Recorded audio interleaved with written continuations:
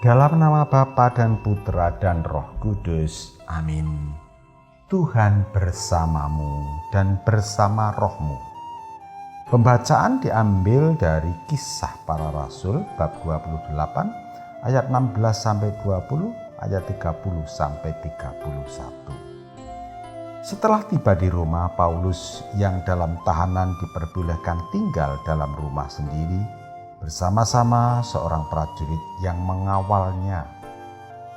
3 hari kemudian Paulus memanggil orang-orang terkemuka bangsa Yahudi, dan setelah mereka berkumpul, Paulus berkata, "Saudara-saudara, aku tidak berbuat kesalahan terhadap bangsa kita atau terhadap adat istiadat nenek moyang kita. Meskipun demikian, aku ditangkap di Yerusalem dan diserahkan kepada orang-orang Roma. Setelah aku diperiksa, mereka bermaksud melepaskan aku karena tidak terdapat suatu kesalahan pun padaku yang setimpal dengan hukuman mati. Akan tetapi orang-orang Yahudi menentangnya, dan karena itu terpaksalah aku naik banding kepada Kaisar. Tetapi bukan dengan maksud untuk mengadukan bangsaku. Itulah sebabnya aku meminta supaya boleh bertemu dan berbicara dengan kamu. Sebab justru karena pengharapan Israel lah aku diikat dengan belenggu ini." 2 tahun penuh Paulus tinggal di rumah yang disewanya sendiri itu. Ia menerima semua orang yang datang kepadanya. Dengan terus terang dan tanpa rintangan apa-apa, ia memberitakan kerajaan Allah dan mengajar tentang Tuhan Yesus Kristus. Demikianlah sabda Tuhan. Syukur kepada Allah. Saudari-saudara yang dikasihi Tuhan dan yang saya gemateni, selamat pagi berkah dalam. Renungan saya pada hari Sabtu tanggal 30 Mei 2020 ini berjudul Mengelola Konflik. Sumber bacaan dari Kisah 18 ayat 16 sampai 20, ayat 30 sampai 31. Saudari-saudara, tidak hanya 1-2 kali tetapi cukup kerap pasangan suami istri datang kepada saya dalam keadaan marah. Dalam kemarahan itu mereka melanjutkan pertengkaran di depan saya.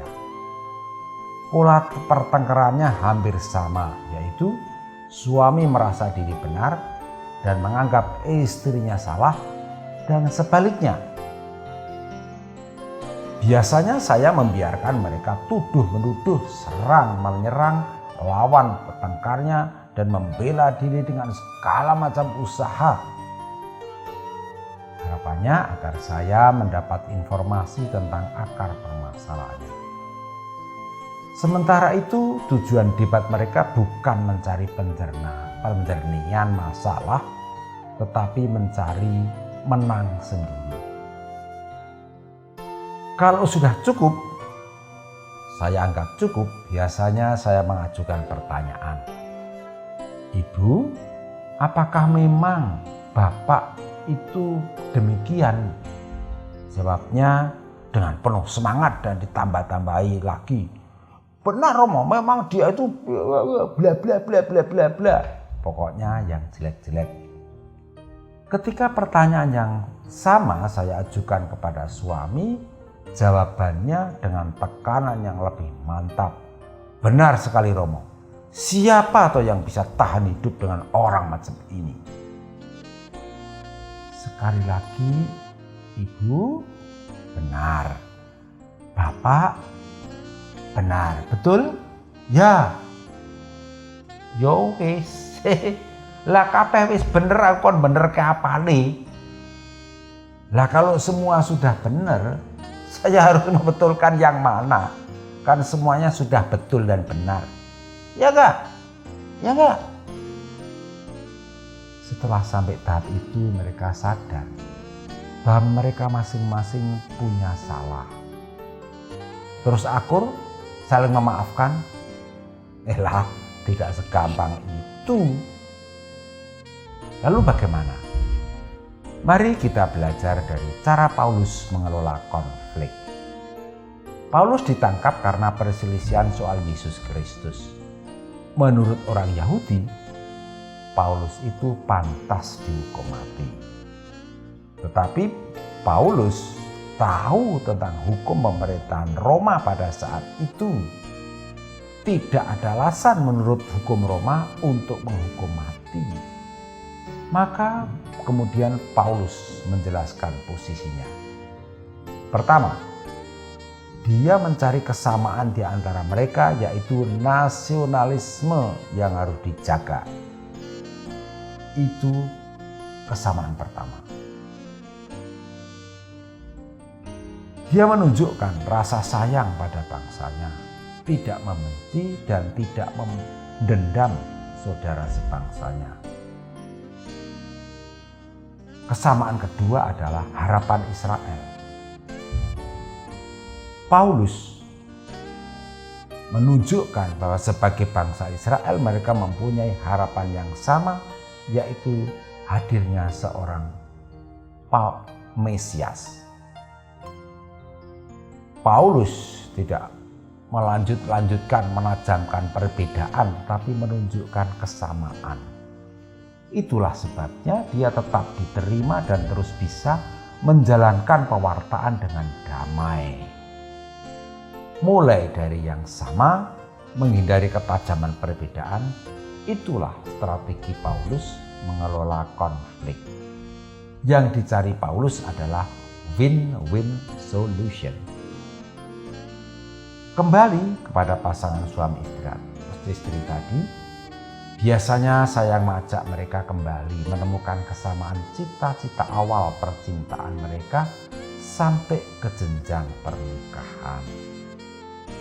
Jika tahap ini sudah dijalani dengan sempurna, barulah saya ajak belajar bagaimana mengelola perbedaan secara konstruktif dan saling belajar, saling melengkapi, saling membantu, saling lainnya.